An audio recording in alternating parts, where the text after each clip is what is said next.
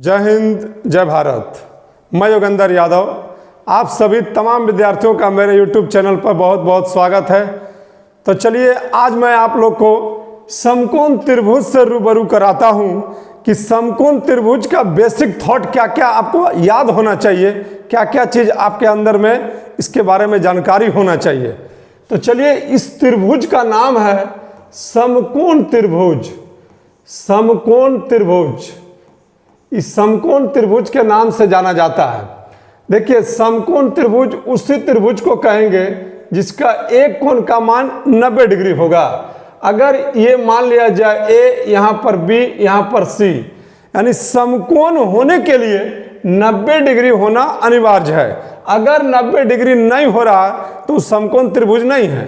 अगर ये मान लिया जाए, एक पाइथागोरस साइंटिस्ट थे, पाइथागोरस, उन्होंने इससे रिलेटेड एक तो थ्योरम पेश किए। ये थ्योरम सभी बच्चा को याद होना चाहिए।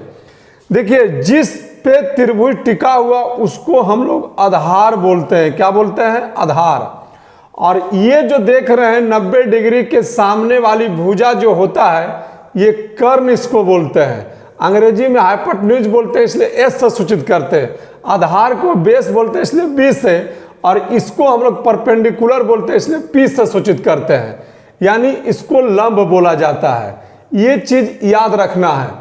समकोण त्रिभुज में अगर ये कोण मान लिया जाए कि थीटा है, तो ये कोण ऑलरेडी बाबू 90 माइनस थीटा होगा।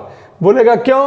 क्योंकि कोई भी त्रिभुज का तीनों कोण मिल करके आपस में 180 डिग्री का कोण बनता है। तो आप देख सकते हैं नजारा, angle A plus angle B plus angle C बराबर एंगल ए का मान कितना हुआ? तो 90 माइनस थीटा, बी कितना हुआ? 90, सी कितना हुआ? थीटा।